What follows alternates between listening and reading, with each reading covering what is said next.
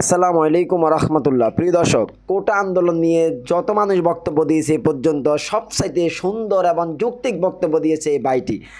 যারাই বক্তব্য দিয়েছে তাদের বক্তব্য অবশ্যই যৌক্তিক, তবে তাদের মাঝে অন্যতম এই ভাইটি। প্রিয় দর্শক, দুঃখজনক হলো এটাই যে দুঃখজনক হলো সত্য যে আপনি মুক্তিযোদ্ধার নাতি পুতি, মুক্তিযুদ্ধের সন্তান হলে আপনার চাকরি হয়ে যাবে, আর বাকি কারো চাকরি হবে না। 56% কোটা রাখার কারণে তাহলে বাকি যে মেধা, যে মানুষরা, যে ছাত্ররা রাত দিন কষ্ট করে পড়াশোনা করেছে, অনার্স পাস করেছে, মাস্টার্স পাস করেছে, পিএইচডি করেছে, তাদের চাকরি হবে না। তাহলে এই পড়ালেখার, এই শিক্ষার, এই মেধার কী মূল্য রইল? হ্যাঁ, এই ভাইটি এটাই বোঝাতে চাইলেন যে 5% কোটা যদি থাকে শতকরা, সেটা মানা যেতে পারে, কিন্তু 56% কোটা মানা কিছুতেই সম্ভব নয়। প্রিয় দর্শক, চলুন আমরা এই ভাইটির ভিডিও ক্লিপটি দেখি। তিনি বড় চমৎকার বক্তব্য দিয়েছেন। তার ভিডিও ক্লিপটি দেখার পর এখান থেকে আমরা ক্লিয়ার হব যে এটাই সরকারের জন্য উল্লেখযোগ্য। 2024 সালে কোটা নিয়ে যখন কথা হচ্ছে, মনে রাখবেন এটার বেনিফিশিয়ারি কারা। এটা ডিরেক্ট বেনিফিশিয়ারি হলো নাতিপুতিদের জন্য মূলত টার্গেট করে এই কথাটা বলা হচ্ছে। কারণ মুক্তিযুদ্ধ যখন হয় সেই টাইমে আমি যদি ধরি একজন মুক্তিযোদ্ধার ন্যূনতম বয়স 12-15 এইরকম যদি ছিল, তাদের বয়স এখন 70-এর কোটায়।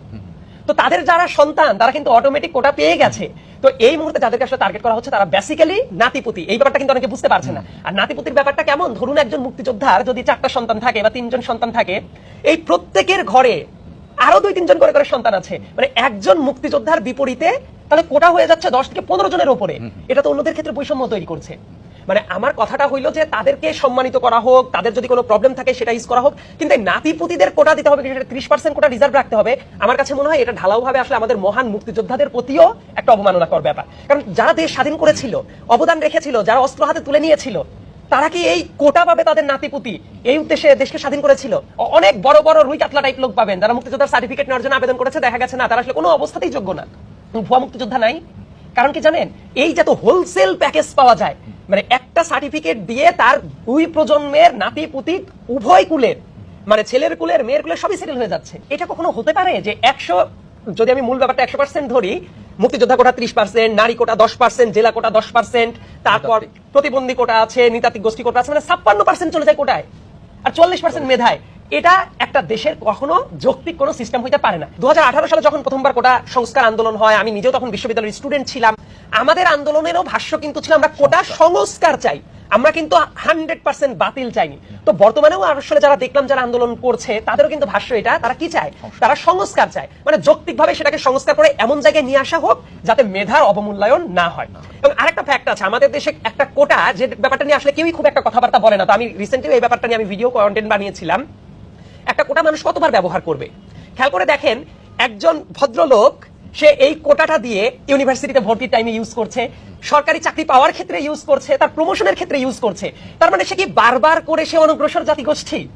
এই কোটাটার ইউজ যদি হতেও হয় তাহলে ওই যে ফার্স্ট জেনারেশন জন্য সেটা কিভাবে ইউজ হতে পারতো, যে একটা কোটা মানুষ একবারই ব্যবহার করতে পারবে। ধরুন মিস্টার এক্স, সে যদি তার বিশ্ববিদ্যালয়ে ভর্তির টাইমে কোটাটা ইউজ করতো, সে আর এই কোটাটা চাকরির ক্ষেত্রে ব্যবহার করতে পারবে না, প্রমোশনের ক্ষেত্রে ব্যবহার করতে পারবে না, এমনকি তার পরিবারের অন্য কেউ ব্যবহার করতে পারবে না। কিন্তু এই কোটাটা তো মানে একের পর এক একই কোটা মাল্টিপল টাইমস ব্যবহার করা হচ্ছে। আবার একটা পরিবারের একটা ছেলেকে ধরেন যখন কোটাটা দেওয়া হলো, ওই পরিবারকে তো অ্যাজ এ হোল আপনি মূল স্রোতে নিয়ে আসলেন। তো একটা পরিবারে একজন কোটা পাইতে পারে, ওই পরিবারের যতজন আছে তারা কিভাবে কোটা পায়? সো এইটা এতদিন যেভাবে প্রয়োগ হয়ে আসছিল সেই জায়গাতেও লুপহোল আছে। সো এইভাবে যদি কোটার ভিত্তিতে এতজন যদি নিয়োগ পেয়ে যায়, এটা আসলে মেধাবীদের প্রতি অবমূল্যায়ন, অবিচার, এবং দেশের জন্য এটা তো ভালো কিছু বই, মানে কোটার জন্য আন্দোলন করছে, যে কোটা আমাদের অধিকার। আমি যারা আন্দোলন করছে এই ধরনের একটা ক্লিপ কোন একটা মিডিয়ার বুকে আমরা দেখলাম। আমি যদি ভদ্রলোককে কোট করি, উনি আসলে এই ভাষাতেই কথা বলছিল যে আমরা চাকরি পাচ্ছি না, বারবার করে ভাইবা দিয়েও আমরা বাদ পড়ে যাচ্ছি, যদি কোটা থাকতো হয়তো এতবার করে ভাইবা দিয়ে রিজেক্টেড হতে হতো না, আমি পাস করে যেতাম। আমার খুবই আফসোস হয়েছে এই কথাটা শুনে, যে আপনি নিজের যোগ্যতা বলে চাকরি পাওয়ার প্রতি আপনার বিশ্বাস নাই। আপনি এইটা বলছেন যে আমি 5বার করে ভাইবা দিয়েছি, চাকরি পাই নাই, আমি কোটা পাইলে চাকরিটা পাইতাম। আপনি ওই টাইমে নিজের স্কিল ডেভেলপ করেন নাই কেন? আপনি নিজের মেধা দিয়ে তো আপনি যোগ্যতা প্রমাণ করতে পারতেন। অনেক মুক্তিযোদ্ধাদের সন্তান সেটা করেছে। আপনি বলেন তো বাংলাদেশে এমন অনেক মুক্তিযোদ্ধার সন্তানরা আছে না কোটা ছাড়া অনেক ভালো করেছে, এমন নজির বহু আছে। তো তারা যদি করতে পারে, মানে একজন মানুষ মিডিয়ার সামনে এসে বলছে আমি এতবার ভাইবা দিয়ে চাকরিটা পাই নাই, আমার যদি কোটা থাকতো আমি পাইতাম, এই কারণে কোটাটা দরকার। এটা তো আমার মনে হয় যে সে সামগ্রিকভাবে যারা এটার প্রতি এন্টাইটেল, সবার সামনে একটা হাস্যকর একটা লজিক নিয়ে উপস্থিত হইল।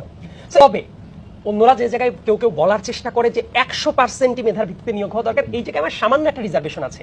সেই রিজার্ভেশনটা হলো বর্তমান প্রেক্ষাপট যেটা আছে, এই প্রেক্ষাপট বিবেচনা করে সর্বোচ্চ 5% কোটা সেটা থাকতে পারে, কিন্তু সেই কোটাটা হওয়া উচিত কাদের জন্য?